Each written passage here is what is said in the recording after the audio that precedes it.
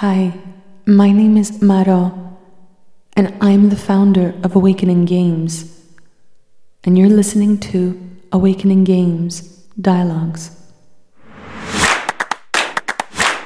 When we know the language of reactivity, of the ego, of trauma, then we can speak the language of the heart, compassion, and empathy.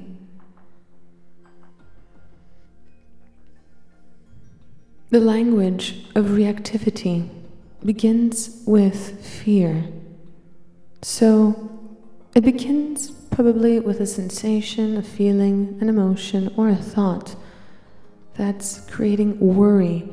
If we do not feel it on a subtle level, then this will start a chain reaction that will later be called reactivity. And when we are stuck in reactivity again and again without being able to shift it in the moment, this is a loop of reactivity, a pattern repeat. This is what gets us stuck. This is how we are asleep, how we are stuck in the matrix, how we are unable to shift realities. We're not able to quantum leap, to heal. No matter what word we use, we're talking about the same thing. So the reason why this reactivity is showing up, coming up again and again and again, it's coming up so we can understand it. It wants to be seen. So it begins with a worry, just a slight thought of worry. And in that moment, if we are not aware to ask for the fear behind that worry and feel it, to meet it, and therefore allow it to shift into love, compassion, and innate power, we will lose that opportunity, that portal, and then it will go to the next step. The next step is thinking about the past and wanting to have done it differently, or chasing the future. Because in the moment that we are not aligned in the present moment, in the now, we are not heart-centered. Doesn't matter how we say it. It means the same thing. If we are not surrendered in trust, then our mind hijacks through the ego and wants to control the emotions coming up by creating narratives to support it. So worry and fear that is unprocessed then goes to trying to change the past, to control the future. And now here is where we can be stuck in self-judgment or judgment of another. And then when we judge ourselves or another, this is self-rejection. And when we are not aware of this is self-abandonment. Because we are violent in that moment with ourselves and or the other. Actually, if we are violent to one of us, we are violent to both of us, even if this is on a thinking level, on a cognitive level, because this is also an energetic level. You see, our mind is electric, our heart is magnetic. This is energy that creates worlds. So, our thoughts, the moment we allow them to just do whatever it is they want, by reacting to them and not wanting them to do what they do, they will just do it a lot more intensely, and they will do it on a subconscious level so that we're not aware of it. That's why for me personally, I do not believe in positive focus, Because I believe that if there is negative focus, the mind just wants to go crazy. It's trying to create the worst case scenario because there is fear that's unprocessed. So if we do not allow the mind to create the worst case scenario, do we allow to feel fear? If we're trying to control it and focus on something positive, do we allow to transmute fear, to heal fear, to face fear, to meet fear, to integrate fear and grow? As long as we are focusing on something else and not avoiding what showed up, I believe that that's the only way we do not bypass ourselves. And of course, not needing to be stuck in the negative by resisting it to prove something. The other extreme polarity of self-love. No. It's actually allowing the mind or the ego to play out the whole worst case scenario as if it was just a child. Because we are present in that moment and we want to hear everything. We do not want to react by being avoidant or controlling or thinking we know better or dismissive, right? This is how I train my clients and students to transmute their all. From fighting their halves, chasing one, resisting the other, to allow those two halves within and without to meet and merge and become whole. But this becoming whole is not the one that is never half. It's the whole that embraces every half within ourselves and others. And sometimes we don't, and that's okay too. You see, there's more acceptance of our humanity, of our ego. With Awakening Games, this is what we look into, creating a fun opportunity to exponentially expand and awaken by playing a game where we reach and meet more and more of who we are. The more we know and connect with us, the more our outer world connects with us. And the part of that world that connects with us is the one that is at our vibrance. And I don't believe in high and low frequencies or positive and negative energies. I believe that if we have positive, we have negative, as one defines the existence of its exact opposite other. How I see reality and polarities is they either split and we chase the absent positive and resist the negative that's present, or we embrace the negative that's present and then the positive that was absent comes and meets us. And from here, we allow our two splits, our opposites, to meet, and we become integrated whole. And a person who is able to allow the split to grow into more wholeness is the one that meets their soul equivalents projected outwards on all levels of life. Call it mission, call it health, call it beauty, call it twin flame soulmate, whatever you want, your counterpart, your friends, your group, your partnerships, your business, your abundance.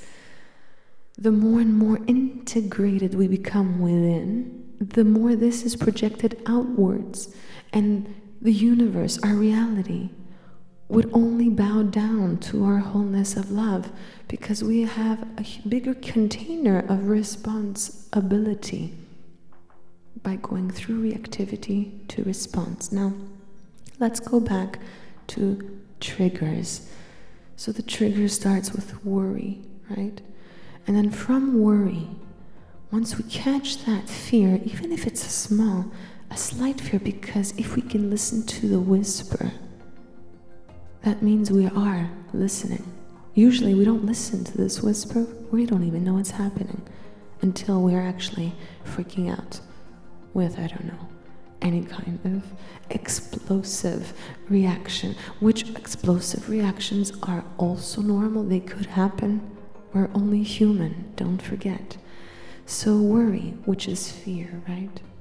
we go into the worry, we question it, we ask it questions. We want to get to know it, understand it, and feel on an emotional level our fear. Because if we do not hold ourselves here, the next step of reactivity is to want to control, because now we don't know how to soothe our fear, so now we're going into controlling behavior, controlling the past to be able to predict the future. So now we're controlling. Okay, and then after we've tried this of controlling it in our mind, then we're trying to go to the next step, to actually act this controlling reactivity out, with the possibility of either hurting ourselves and the other person, probably both. So these are the steps that begin from the mind, go to the emotional feeling level, and then if we are avoiding ourselves throughout the whole process, the outcome will be separation, at least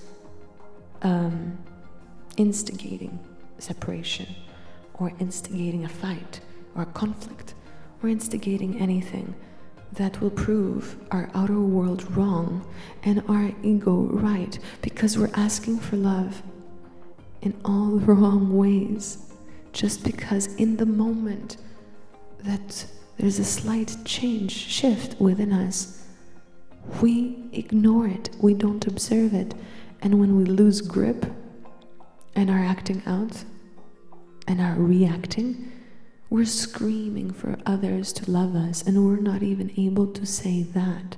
We expect them to know it on their own.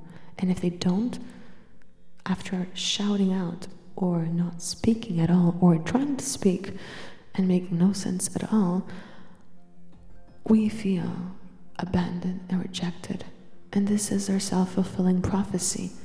And all this time, we are so confused because we have never allowed to listen to the scream, to allow for it to exist. Explosive reactivity to exist. We judge it as wrong. We have shamed and blamed negative reaction, violent. We call everything violent, bad. And in that moment, we forget that whoever is acting out reactively is just needing more love. And they do not know how to ask it from themselves or anyone else for that matter. So when we all think, feel anything negative, we do not want it. And then we want to fix it, to change it, because we're judging ourselves for it.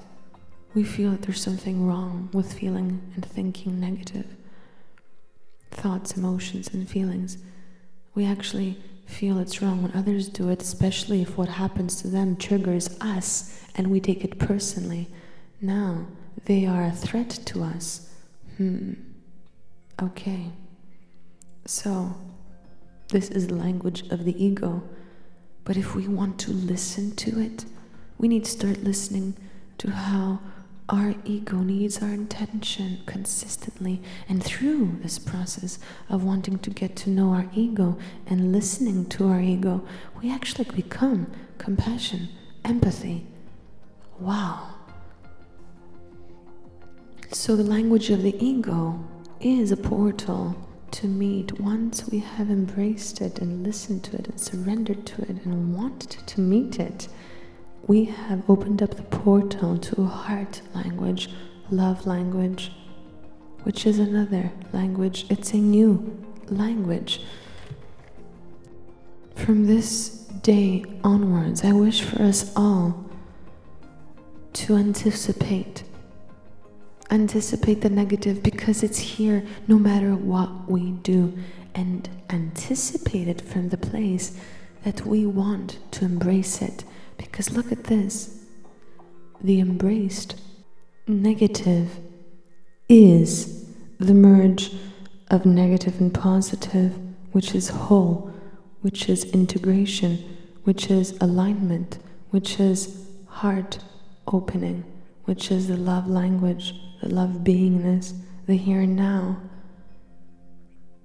So once we embrace the negative, we have let go of the grip of chasing the positive, and that's when those two meet and merge. And this is the process of becoming whole, from becoming split in half to become whole. And we need the split.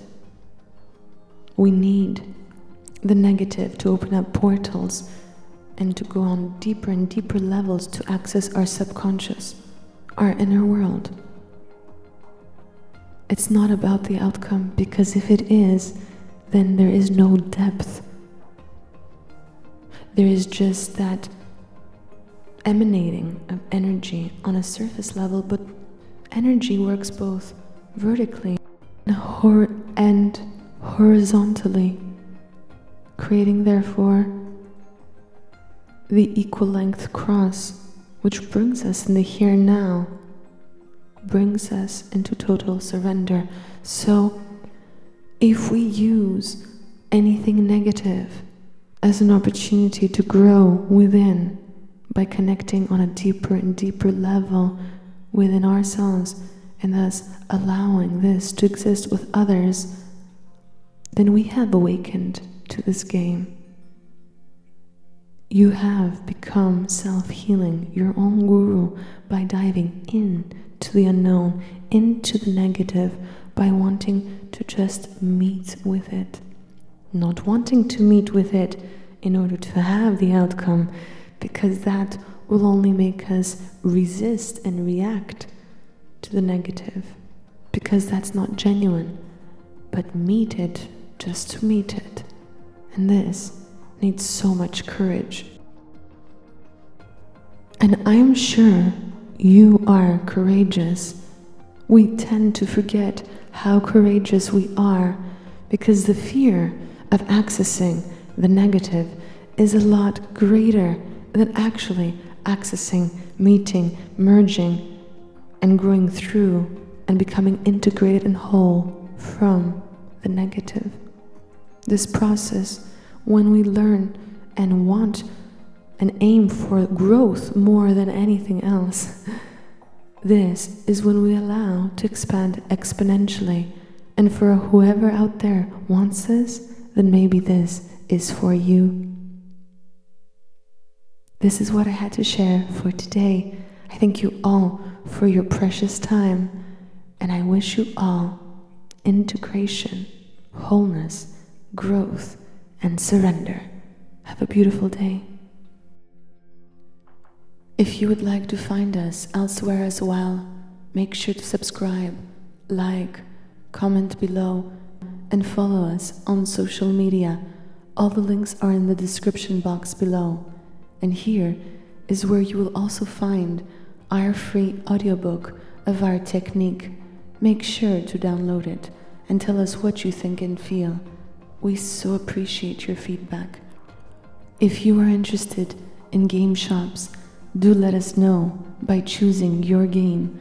We will be constantly updating our links in our description boxes in all our audios. And if you are interested in a one-to-one setting, do reach out. We will be happy to invest our time in you and make sure this is a win-win outcome. For anything else, you know where to find us now. Thank you for your time. I wish us all love,